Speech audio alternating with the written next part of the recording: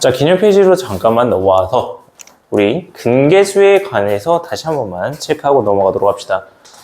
지금 올림푸스 유형편 몇 페이지죠? 64페이지요. 유형편 64페이지입니다. 자, 얘 보시게 되면 우리가 2차 방정식이라고 하는 게 주어져 있습니다. ax제곱 더하기 bx 더하기 c라고 하는 게 0이다 라고 하는 거야. 자, 그러면 얘 각각의 근이 존재를 할 거거든요. 우리 근을 어떻게 구해? 인수분해 또는 근의 공식으로 구한다 라고 했었다, 그죠? 그래서 근이라고 하는 걸 각각 알파와 베타라고 둡니다. 자, 근데 여기 있는 이 두 근을 합해요. 두 근을 합해요. 그러면 두 근의 합이 나오겠다, 그죠? 이 합, 그리고 두 근을 곱하면 두 근의 곱이 나오게 되겠다라는 건데, 얘네들은 간단하게 2차 방정식의 개수로 확인이 가능하다라는 거 기억하시죠? 마이너스 a분의 b, a분의 c라고 하는 게 두 근의 합, 두 근의 곱입니다. 아시겠죠? 자, 그리고 나서 여기는 이 켤레근, 얘 한 번만 체크. 자, 이 켤레근이라고 하는 거 우리 새로 하나 적었었죠? 적어 놓으라고 했었는데 다들 적어 놨을 거라 생각을 합니다. 자, 켤레근이라고 하는 거 먼저 개수가 유리수일 때 한 근이 p 더하기 루트 q라고 한다면 다른 한 근은 p 마이너스 루트 q라고 했었어요. 얘 두 개가 켤레근의 관계가 된다라고 했었죠. 다음 두 번째, 개수라고 하는 게 실수라고 한다면, 2차 방정식의 개수가 실수라고 한다면 이때 p 더하기 qi라고 하는 거, 얘 켤레근이 p 마이너스 qi다 라고 적을 수가 있다 라고 했었죠.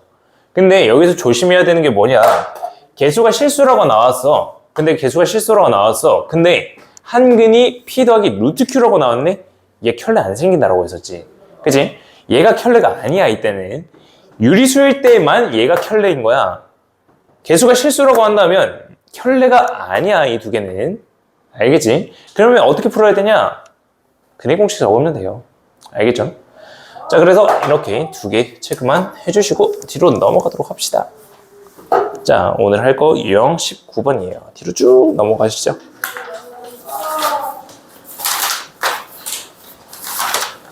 자, 2차 방정식의 두 근의 조건이 주어졌을 때야. 자, 얘부터 해서 좀 체크를 잘 해놔야 돼. 여기서부터 해서 여러분들 시험 문제에 잘 나올 것 같은 유형들입니다.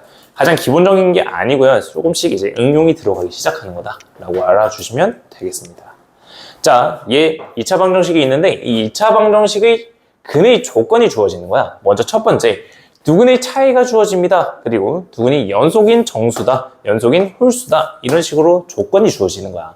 그러면 우리가 다른 한 근을 알파라고 둔다면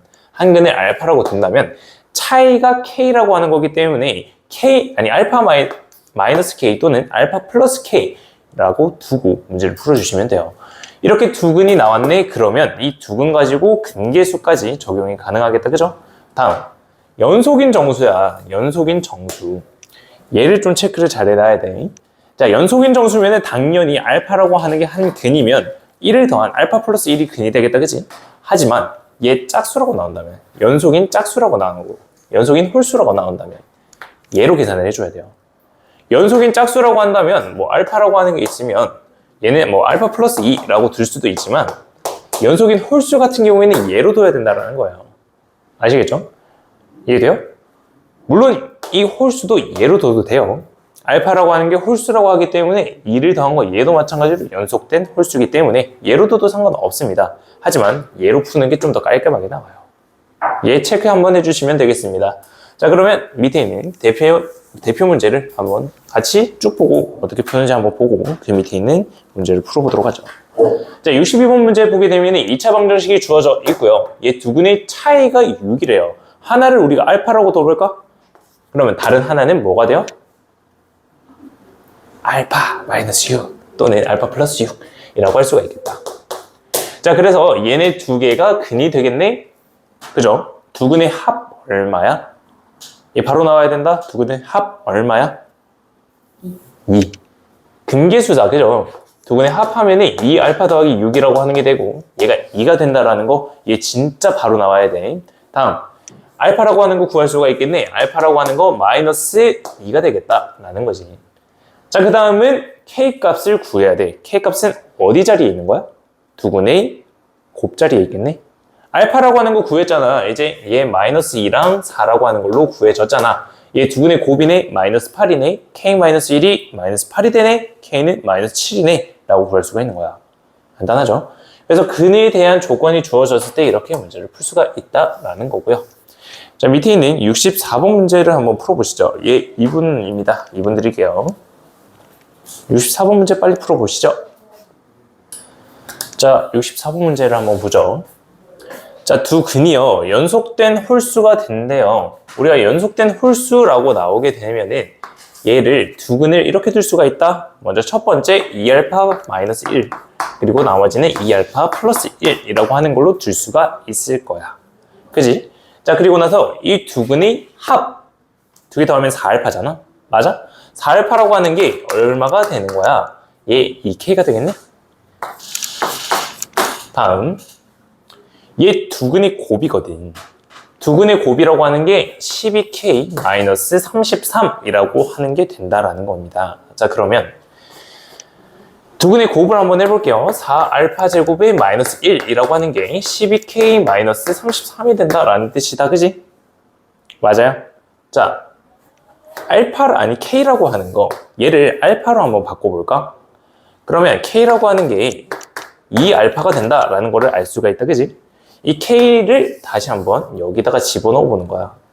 그러면은 4알파 제곱 마이너스 1이라고 하는 게 24알파의 마이너스 33이라고 하는 걸로 계산이 되겠네? 얘네들을 전부 다 왼쪽으로 넘겨봐. 4알파 세제곱 마이너스 24알파, 얘 넘어가면서 플러스 32라고 하는 게 0이잖아. 여기까지 이해돼? 다음 4로 약분되지. 알파, 얘 제곱 있네. 왜 세제곱이 되지? 제곱에 마이너스 6알파 플러스 8이라고 하는 게 0이 되는 거야. 자, 그러면 알파라고 하는 걸 구할 수가 있을 거야. 얘 인수분해가 되는 거잖아. 알파가 얼마랑 얼마가 돼? 2랑 4가 되겠네. 알파라고 하는 값이 2랑 4가 돼. 자, 먼저 알파라고 하는 게 2라고 생각해 봐봐. 여기에 들어갈 한 근은 3이 되고 여기는 5가 되겠네. 다음 4라고 생각해 봐봐. 7이랑 9가 되겠네. 맞아요? 자, 그러면 연속된 두 개의 홀수가 근이 된다라는 걸 봤지. 알파에 따라서 두 개가 나뉘어지는 거야. 그러면 K 값의 최대값은 알파가 4가 들어간 K 값은 8이 된다라는 거야. 연속된 홀수를 만드는 알파 값은 총 두 개가 나오는 거야. 근데 K로 가능한 것 중에서 최대값을 찾으래. K값으로 가능한 거는 4 또는 8이야. 최대값이니까 8이 된다. 알겠지?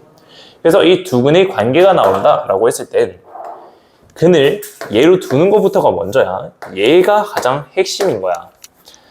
그래서 근의 조건에 맞게끔 우리가 근을 설정을 해준 다음 얘를 가지고 최대한 문제를 풀어주면 돼. 2차 방정식을 풀어주면 된다라는 거야. 자, 두 근이 나왔다, 그지? 두 근이 나왔을 때는 여러분들이 인수분해를 생각하시던가 두 근의 관계, 합과 곱을 생각해 주시면 된다. 알겠죠? 넘어갑니다. 자, 그 다음은 똑같은 유형이긴 한데요. 이제 비례식으로 나왔을 때, 어떤 거에 대한 곱으로 나왔을 때를 보는 거야. 자, 20번 유형. 0이 아닌 상수 알파를 근으로 뒀을 때 얘가 한 근이 다른 한 근의 K배가 된대. 그러면 하나를 알파, 하나를 K알파라고 둘 수가 있는 거. 이제 곱으로 나타나는 거야. 방금은 우리가 덧셈 뺄셈으로 나타냈잖아. 이제는 곱으로 나타내는 거야. 다음, 두 근의 비가 M 대 N이야. 자, 얘 비례식, 얘 일반적인 공식처럼 생각하면 돼. 어떤 거랑 어떤 거가 M 대 N이네? 그러면 얘 각각은 M 알파고 하나는 N 알파가 되는 거야. 정확하게 M이랑 N은 아니야. 알겠지? 우리가 알파 값에 따라서 예를 들어서 2대 1이라고 쳐. 얘가 사실은 100대 50이 될 수도 있는 거잖아. 하나의 크기가 100이고 하나가 50이 될 수도 있는 거잖아. 그래서 우리가 그냥 M 대 N으로 둬서는 안 된다는 뜻이야. 여기다가 어떤 값을 곱한 M 알파, N 알파로 둬야 된다는 거. 알파 대신 K로 둬도 상관없습니다. 그 앞에서는 우리가 K로 풀었잖아요. 그죠? 그렇게 둬도 상관없다. 다음은 얘가 좀 자주 나오긴 하거든. 절대값이 같고 부호가 서로 다르다라고 하는 거. 여기 있는 하나를 알파로 잡으면 나머지 하나는 마이너스 알파가 된다는 건데 얘 그냥 알파 양수로 잡아줘. 알파를 양수라고 생각해도 상관없어. 그럼 음수면 어떻게 해요? 그 반대에서 양수가 나오거든. 그래서 그냥 알파를 양수라고 생각해도 상관없어요. 아시겠죠? 그래서 이렇게 뭐 비례식 아니면 곱으로 나타낼 수가 있다는 겁니다. 자, 얘도 마찬가지거든요. 67번 문제를 한번 풀어볼 텐데 얘가 조금 까다로울 수는 있긴 합니다. 난이도와 상이다, 그죠? 얘도 마찬가지로 2분입니다. 한번 풀어보시죠. 자, 보세요. 67번 문제인데 지금 얘 두 실근은 절대값이 같고 부호가 다르다고 나왔다, 그죠? 잠깐만 다시 한번 질문이 나와서요. 얘를 보게 되자면 하나를 알파, 하나를 마이너스 알파라고 두는데 이 알파라고 하는 거를 양수라고 생각을 해도 된다라고 했었잖아요. 왜 이렇게 되는 거냐면 예를 들어 볼게요. 두 절대값이 같고 부호가 서로 다른 게 있어요. 하나가 2고 하나가 마이너스 2라고 생각을 해볼게. 자, 봐요. 내가 알파라고 하는 거를 얘라고 뒀어.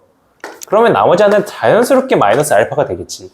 맞아요? 근데 만약에 진짜 알파가 마이너스 2였다고 치자. 진짜 알파가 마이너스 2였다 치자. 그럼 나머지 하나가 얘 아니야? 마이너스 알파인 거 아니야? 두 개가 똑같은 거야. 하나를 알파라고 적고 마이너스 알파라고 잡았을 때랑 하나를 알파랑 마이너스 알파로 잡았을 때인데 알파가 마이너스가 나왔네? 그럼 알파가 양수라고 했는데 의미가 없는 거야. 얘랑 똑같은 거기 때문에 2라고 하는 게 알파가 될 수도 있는 거야. 그래서 알파라고 하는 거를 양수라고 생각해도 된다는 뜻입니다. 그럼 이해되실까? 자, 문제 넘어갈게요. 자, 67번 문제 보게 되면 2차 방정식이 주어져 있는데 자, 근을 설정을 해봅시다. 하나를 알파, 하나를 마이너스 알파라고 둬. 그러면 두 근의 합은 얼마야?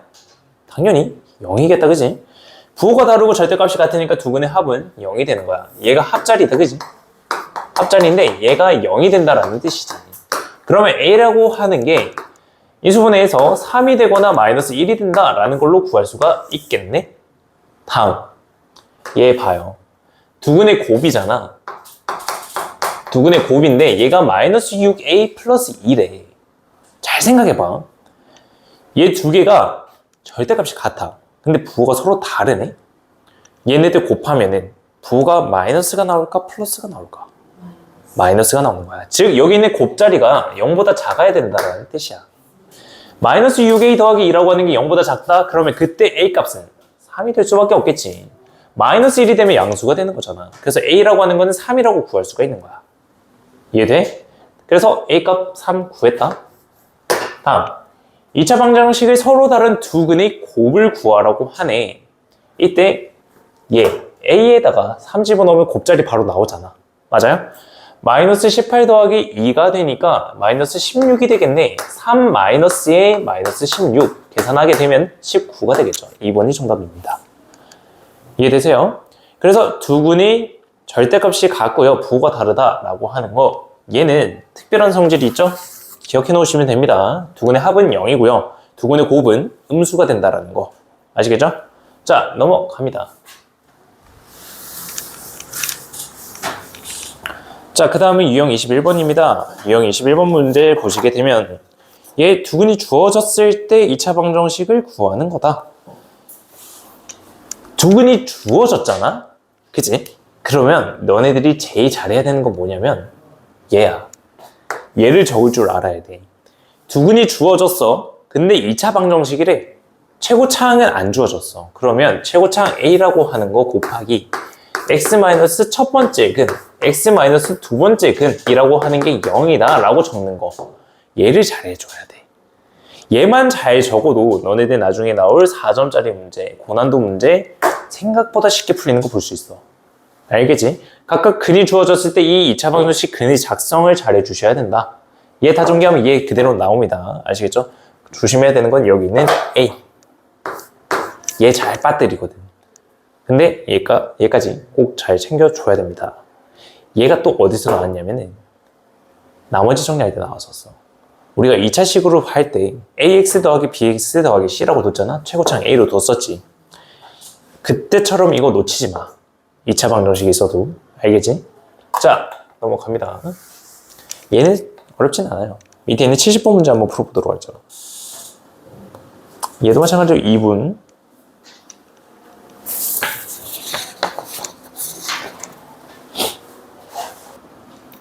자, 70번 문제 봅시다. 지금 주어진 2차 방정식이 있는데 얘 근을 알파랑 베타라고 한다. 근데 얘네들 가지고 새로운 2차 방정식을 만들겠다라는 거야. 알파분의 1, 베타분의 1이라고 하는 거를 근으로 하고요. x제곱의 개수가 2인 2차 방정식이잖아. 지금 최고차항이 개수가 주어진 거야. 그럼 얘를 가지고 2차 방정식을 작성을 해야 돼. 내가 말한 게 이거야. 얘를 잘 해줘야 되거든. 뭐냐면은 최고차항 개수를 적고 하나 x-의 한 근 곱하기 x-의 한 근 얘를 가지고 작성을 해주라는 거야. 2차 방정식을. 이해돼요? 얘로 적어야지만 문제가 잘 풀려. 특히 고난도 문제에서는. 얘 고난도 아니야. 알겠지? 얘를 응용해서 더 복잡한 문제가 나올 거야. 근데 얘 못 적으면 문제 안 풀린다. 알겠지? 얘를 가지고 문제를 푸는 거야. 얘 전부 다 전개를 한번 해보자. 2x 마이너스 a 2에 알파분의 1 더하기 베타분의 1x 더하기 알파 베타분의 2라고 하는 걸로 계산이 될 거야. 자, 그러면 알파분의 1 더하기 베타분의 1이라고 하는 거는 알파 베타분의 알파 더하기 베타야. 얘를 어떻게 구하냐? 얘로 구해야지. 여기서 알파 더하기 베타라고 하는 게 나오잖아요. 얘가 마이너스 4분의 1이고요. 다음 알파 베타라고 하는 이 두 근의 곱은 마이너스 2분의 1로 정리가 되겠네. 얘 구해볼까? 마이너스 2분의 1분의 마이너스 4분의 1이야. 그죠? 그러면 얘랑 얘랑 약분이 될 거야. 혹시 지민이 알아? 분분수 알아요? 자, 그러면 봐요. 분수분의 분수꼴이거든요.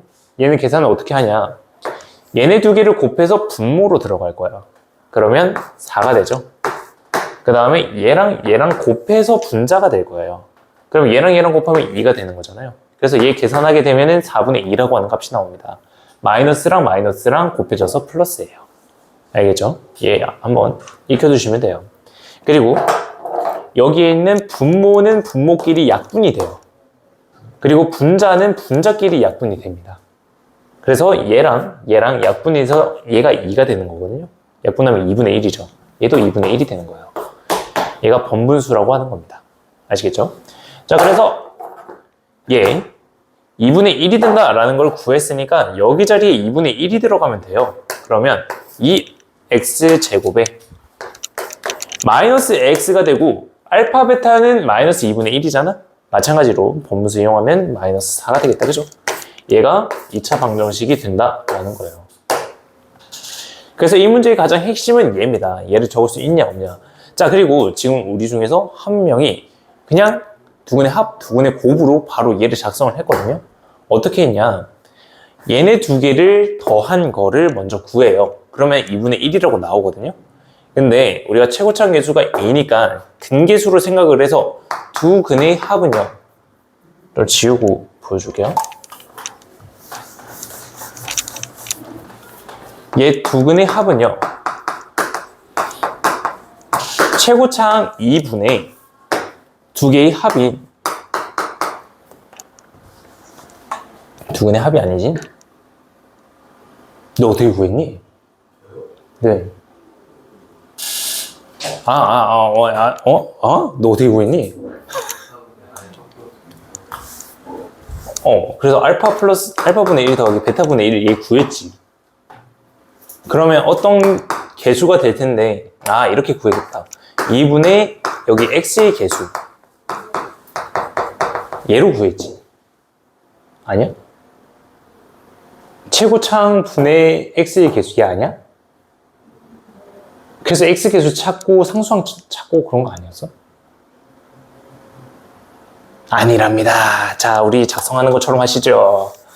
자, 넘어갑시다. 자, 오늘 할 거의 마지막 유형이 아마 될 거 아닌데? 지금 유형 몇 번이야? 70번이죠. 자, 얘 가지고요. 우리 지금 작성하는 거 했었잖아요. 그죠? 얘 가지고요. 어려운 유형을 풀 겁니다. 지금 73번이거든요. 같은 유형인데 어려운 문제입니다. 73번 문제를 풀어보도록 하죠. 73번 문제 같은 거를 잘 풀어줘야 된다. 알겠죠? 근데 막상 풀면 어렵진 않아요. 너무 쫄지 마시고.